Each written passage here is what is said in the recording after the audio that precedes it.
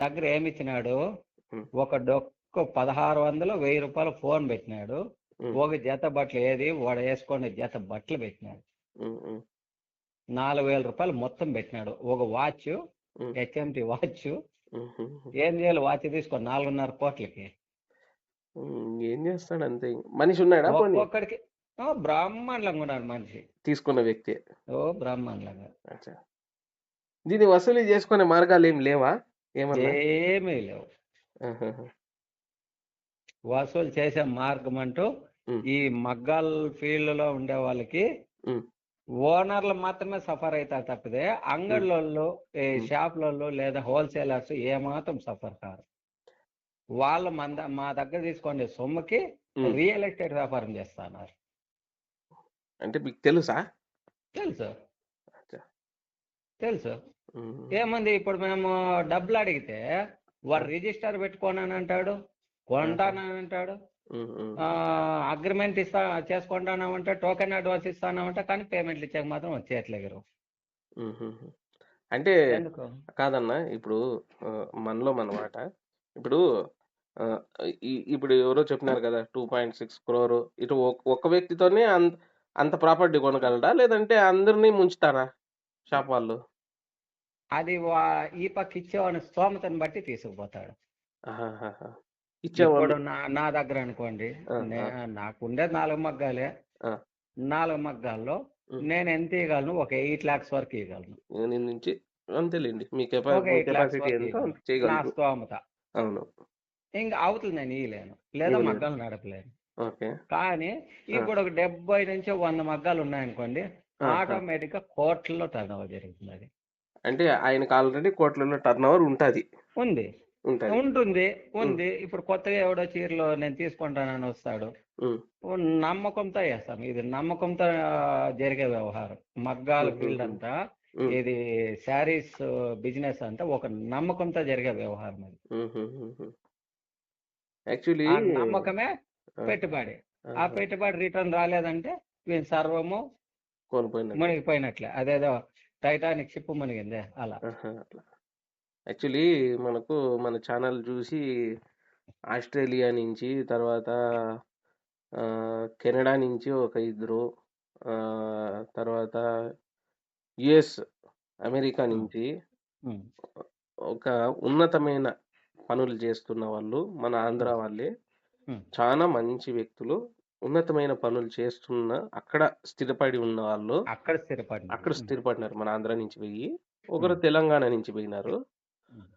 వీళ్ళు నా వీడియోస్ చూస్తాన్నారు కంటిన్యూ‌గా. కాకపోతే రీసెంట్‌గా ఒక 2 నెలల క్రితం నాకు ఫోను జేసి, నేను కొన్ని వీడియోస్‌లో నా పేమెంట్ పోయింది. సమ్ సో అండ్ సో 2022లో నాకు హైదరాబాద్‌లో ఒక 1,10,00,000 వరకు పోయింది గదా! హ్మ్. దాని వీడియో నేను ఒకటి పెట్టినా. హ్మ్. ఎందుకు బాయా? ఎట్లా బాయా? నీకెందుకు మోసం జేసినారని అడిగిరి. హ్మ్. వాళ్ళకి నేను విశ్లేషణ జెప్తి ఇట్లా. సో, హ్మ్. ఇట్లా ఒకరిని నమ్మి మోసపోయినాం మేడం అని హ్మ్. వాళ్ళకి చెప్పినా. హ్మ్. కానీ మగ్గాల వాళ్ళకి ఎందుకు మోసం జేస్తారు అని చెప్పిర్రు వాళ్ళు నాకు. ఓకే. వాళ్ళన్నారు మగ్గాల వాళ్ళకి ఎందుకు మోసం చేస్తారని. హ్మ్. ఇప్పుడు మా ఫ్రెండ్ చెప్పినానే, హ్మ్. హ్మ్. హ్మ్. Totally GST bills. హ్మ్. హ్మ్.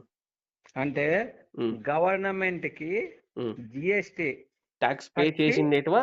చెయ్యనివా? కట్టి ఆ! ఆల్రెడీ ఇన్వాయిస్ రైజ్ చేసిండేటివేమో ఆల్రెడీ వేబిల్సా? ఇన్వాయిస్ రైజ్ అయిపోయి నెలలయిపోయినాయి. ఆహాహా! ఇప్పుడు అతను చనిపోక ముందుకే నెలలయిపోయినాయి. ఆహాహాహా! ఇప్పుడు అతను మా ఫ్రెండ్ చనిపోయి 8 మంత్స్ అయింది. ఓకే. అప్పటికే నెలలయిపోయింది. హుహుహు. ఇప్పటికి రాలేదు మరి. ఎవరు దీనికి ష్యూరిటీ? ఎవరు ఇప్పుడు ప్రెజెంట్ ఉండే రేవంత్ రెడ్డి ఇస్తాడా? లేకపోతే మోడీ ఇస్తాడా? అంటే ఇప్పుడు సరుకిచ్చేటప్పుడు వీళ్ళిద్దరిని అడగలేదు గదా! ఆయన మరి ఇచ్చే వ్యక్తి. అడగలేదు కదా అంటే మీరే కదా అక్కడ పెట్టినారు జీఎస్టీ రూల్స్‌లో.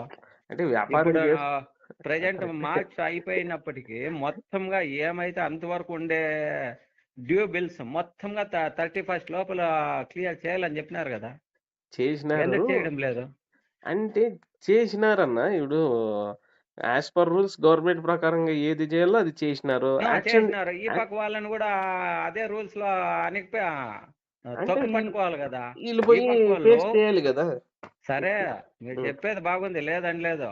ఆ, మీరు చెప్పేది కానీ లేదా వాళ్ళు అడిగేది కానీ బాగుంది, లేదనడం లేదు. ఆ, ఆ, కానీ ఆ. ఇప్పుడు వాళ్ళు చేసిన రూల్స్ ప్రకారము ఈ పక్క కూడా బతకాలంటే కూడా అది రిలీజ్ కావాలి కదా. అది వాళ్ళ చేతుల్లో ఉంటుంది. వాళ్ళు ఎవరి చేతుల్లో ఉంటుంది? సరుకు తీసుకున్నవాడు అదే ఇయ్యాల. అదే అదే ఎట్లుంటుంది వాళ్ళ చేతుల్లో? ఇప్పుడు ఇన్వాయిస్ రైజ్ అయింది, మార్చి 31st కి క్లోజ్ కావాలి. క్లోజ్ కావాలా? మార్చి 31st క్లోజ్ కావాలి. ఎందుకు కావడం అవునా? లేదు? కాలేదు అంటే వాళ్ళ అభిప్రాయం ఏముందో, వాళ్ళ అదే మా ఆలోచన అభిప్రాయం. ఇవ్వాలని రూల్స్ ఉందో అని ఇంకా యాజ్ లేదుందో. Per rules. ఆ, వాడు సామాన్యుడైనా కావచ్చు, కోటీశ్వరుడైనా కావచ్చు, లేదా పొలిటీషియన్ అయినా కావచ్చు. ఆ. ఇంక రూల్స్ ఎందుకు పెట్టాలి? రూల్స్ ఎందుకు బ్రేక్ కావాలి ఇంకా? రూల్స్ పెట్టడము వాళ్ళ ఇష్టం అన్న. వాళ్ళ ఇష్టం కాదు. ఆ, మరి ఎట్లా చేయాలంటారు? నువ్వు ఎలాగైతే జిఎస్టీ యాజ్ పర్ రూల్స్ ప్రకారం కట్టించుకుంటావో ఆ పక్క వాడు తీసుకున్న చోటు నుంచి మగ్గం ఓనర్ కూడా అలాగే బిల్స్ పాస్ చేయించాలి. ఇంక పాస్ చేయించుకున్నా ఇంక రూల్స్ ఎందుకు? రూల్స్ ఏం మాకేం తెలుసా? సామాన్యుడికి రూల్స్ వర్తించవేమో జిఎస్టీ అనుకుంటా. కట్టకుండా అమ్మాకి మాకు తెలీదా? అట్లా కాదన్న, నా అభిప్రాయం ఏమంటే సామాన్యుడికి రూల్స్ వర్తించవేమో అని అనుకుంటానేమో అనిపిస్తాంది. ఇప్పుడు అదే ఉండేది, సామాన్యునికి రూల్స్ వర్తించవు. అవునా? నిజమేనా ఇది? అంతే. ఆ? నిజమేనా? నిజమే. అంటే ఇప్పుడు ఎందుకు కాదు? అట్లా మీ ఫ్రెండ్ కి 2.6 crores రావాలి కదా, అట్లాంటి ఆ. వాళ్ళు ఎంతమంది ఉంటారు ఒక్కొక్క షాప్ కి బాధితులు? మీకు అంతేలా? ఉమ్, ఇప్పుడు నాకు తెలిసిన ఒక చోట ఉమ్, ఆ, అతను ఇప్పుడు మా ఫ్రెండ్ వేసినాడే షాప్కి, ఒక షాప్. అదే షాప్కే ఓకే. ఇంకొకరు నాకు తెలిసిన వాళ్ళే ఓకే. ముద్రేడిపల్లిలో సింధమాన్ దగ్గర వాళ్ళు. ఓకే. ముద్రేడిపల్లిలో సింధమాన్ దగ్గర ఓకే. వాళ్ళ పేరు చెప్పను. అవునా? అదే షాప్కే వేసినారు.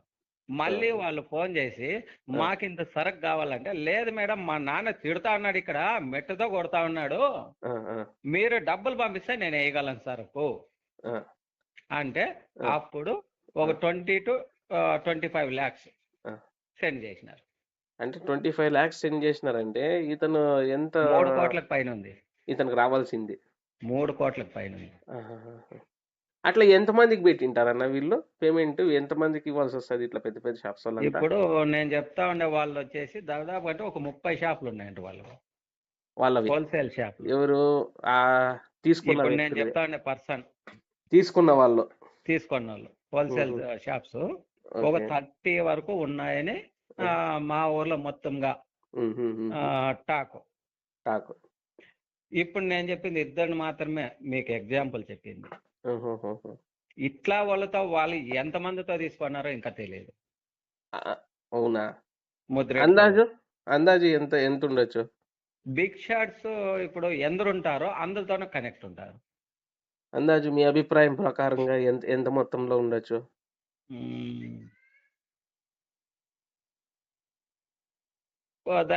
అందాజుగా ఇప్పుడు మా ఊరు పరంగానే ఆ షాపుకు మాత్రమే అయితే కొన్ని 100 కోట్లలోనే ఉండొచ్చు.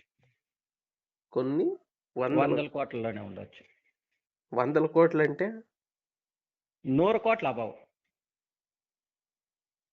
100 కోట్ల పై మాటే. మా ఊరు సరుకు మాత్రమే. ఆ షాప్ నుంచి మీ ఊరికి రావాల్సిన పై చిలుక అమౌంట్ 100 కోట్ల పైనే. 100 కోట్ల పైన ఉండొచ్చు. అందాజుగా చెప్పింది మాట. ఎలా అంటే ఎందుకంటే ఒక్కొక్కరికి అప్రాక్సిమేట్ గా ఒక 3 కోట్ల మినిమం గా పైనే ఉంటుంది. ఇంకా మరి రికవరీ ఇంతేనా? ఇది రికవరీ వచ్చే వాళ్ళకి వస్తాయి. ఇదిగో ఇప్పుడు మా ఫ్రెండ్ చనిపోయా, వన్ సొమ్ము అదే ఇది స్విస్ బ్యాంక్ లో వేసి అకౌంట్ మర్చిపోతే ఎలా ఉంటుందో అలాగే అది పరిస్థితి. అంతెందుకు, నేను 3 మగ్గాలకే ధర్మవరంలో 9 లక్షల రూపాయలు పేమెంట్ పెట్టింది. ఎవడన్నా నమ్ముతాడో చెప్తే? 3 మగ్గాలకే ఖాళీ. ఒక 8 నెలల్లో రికవరీ ఇచ్చినారు. అంటే అంగడు షాప్ వదిలేస్తే 8 నెలలకి షాపు ఎత్తేసిండ్రా? లేదు, షాప్ ఉంది. ఆహాహా. అంటే మాకే ఇంకా పేమెంట్లకు బేజారు అయిపోయి తట్టుకోలేక వదిలేస్తే ఆ. రికవరీకి పోతే కొంచెం ఉమ్. కొంచెం కొంచెం కొంచెమే ఒక 8 నెలల్లో రికవర్ అయింది నాకే. మొత్తం రికవర్ అయితే అయింది మొత్తం. అంటే రూపాయి కూడా 8 వాళ్ళేం నెలలు బ్యాలెన్స్ ఏం పట్టింది. పెట్టలేదు. 8 నెలలు పట్టింది. ఒక 8 నెలల్లో రికవర్ అయింది. ఆహాహా. 8 నెలలు నేనేం చేయాలా ఉమ్. చెప్పండి. ఏదో ఎందుకంటే ఒక మగ్గాలు వేసినాము మేము చేస్తామంటే కాదు. యాక్చువల్లీ ఇప్పుడు మన ఛానల్లో వచ్చేసి శారీస్ అవేర్నెస్ గురించి మాత్రమే చెప్తుంటాం కదన్నా. ఉమ్, కాకపోతే చాలా మంది నాకు పర్సనల్ గా ఫోన్స్ చేస్తున్నారు. అంటే నా నంబర్ ఓపెన్ అప్ అయిపోయింది.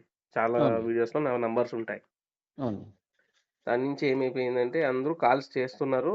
కాల్స్ చేస్తున్న వాళ్ళు కాసేపు మాట్లాడిన తర్వాత వాళ్ళు అడిగే క్వశ్చన్ ఏంటంటే, మీది పేమెంట్ పోయింది అంటున్నారు. పట్టు చీరల షాపుకి పోతే లక్షలు బిల్ అవుతుంది. మీ పేమెంట్లు ఎందుకు పోతాయి? వాళ్ళు ఎందుకు పట్టు ఇవ్వకుండా చీరల షాపుకి పోతే మీరు అంటా ఉన్నారే, ఆహా. పట్టు అన్న చీరల షాపుకి ఒక పోతే నిమిషం అన్న. లక్షలు పేమెంట్ మీకు అవుతాయి. పేమెంట్ కాదన్న. ఇప్పుడు పేమెంట్ వాళ్ళు మీకు ఇవ్వకుండా వాళ్ళు బిజినెస్లు ఎందుకు చేసుకుంటారు అని ఒక క్వశ్చన్ ఆల్మోస్ట్ 8 నుంచి 10 మంది వాళ్ళు అడిగినారు వేసిన నన్ను. క్వశ్చన్ బాగుంది.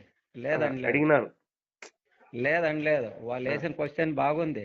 ఆ, ఎవరికైతే లక్షలు పేమెంట్ అయితే వాళ్ళు కింద వాళ్ళకి పేమెంట్లు ఇయ్యరు, అంటే ఇవ్వడం లేదు. ఇప్పుడు వాళ్ళు అన్నారే, ఆహా. వాళ్ళ వాళ్ళకి డబ్బు ఇప్పుడు పలానా సపోజ్ ఏదో ఒక వన్ ఆ, వన్ అనే ఒక సిల్క్ హౌస్, సో పేరు అనుకోండి. ఏదో ఒక పేరు. వన్ అనే సిల్క్ హౌస్ ఉమ్, వాళ్ళకి ఉమ్, ఇప్పుడు పలానా ఊరోళ్ళు పోయి ఉమ్. ఒక 10 లక్షల రూపాయలు చీరలు కొన్నారనుకోండి, 1 లక్ష రూపాయల చీరలు కొన్నారనుకోండి, ఎవరు on the customer spot bill చేస్తారు. ఇప్పుడు వేరే కస్టమర్ ఎవరైనా కాదు కాదు ఒక కస్టమర్ పెళ్లి సంబంధం ఉండేవాళ్ళు అచ్చా అట్లా ఒక పెళ్లికి ఓకే. పట్టు చీరలు పర్చేస్ చేసేకి పోయినారు. ఆ వన్ అనే ఒకటి అనే సిల్క్ హౌస్ పోయి ఉమ్. ఒక షాపింగ్ మాల్కి పోయి